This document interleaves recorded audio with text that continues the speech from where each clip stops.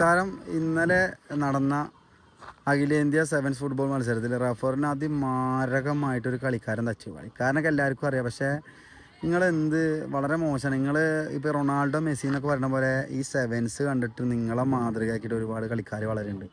നിങ്ങൾ വളരെ മോശമാണ്. ഇപ്പോൾ ഇതിൻ്റെ മുന്നേ ഇതേപോലെ റഫറിനെ തല്ലി ആൾക്കാരൊക്കെ പാടെ കൂടി തല്ലി അതിന് വിലക്ക് കൊടുത്തു. ആ വിലക്ക് കൊടുത്തു പിന്നെ 10 ദിവസം കഴിഞ്ഞ് കഴിഞ്ഞാൽ നിങ്ങൾ വിലക്ക് മാറ്റിയിട്ട് SF എന്ത് തീരുമാനമാണ് എടുക്കുന്നത്? ഇങ്ങനെ എനിക്ക് റഫറിമാരെ തല്ലാനാണെങ്കിൽ നിങ്ങൾ ഇട്ട് കൊടുക്കുകയാണെങ്കിൽ അവർക്ക് ഹോസ്പിറ്റൽ ചിലവൊക്കെ പാടെ കൂടിയിട്ട് കൊടുക്കേണ്ട അവസ്ഥയാണല്ലോ. വളരെ മോശമാണ്. നിങ്ങൾ ഒരിക്കലും ഒരു കളിക്കാരനോടും ചെയ്യാൻ പാടില്ലാത്തതാണ് ചെയ്തുകൊണ്ടിരിക്കുന്നത്. അത് ഫുട്ബോളിന് നല്ലതല്ല. നല്ല നിലക്ക് പോണ കളി ആളുകൾ വെറുക്കും.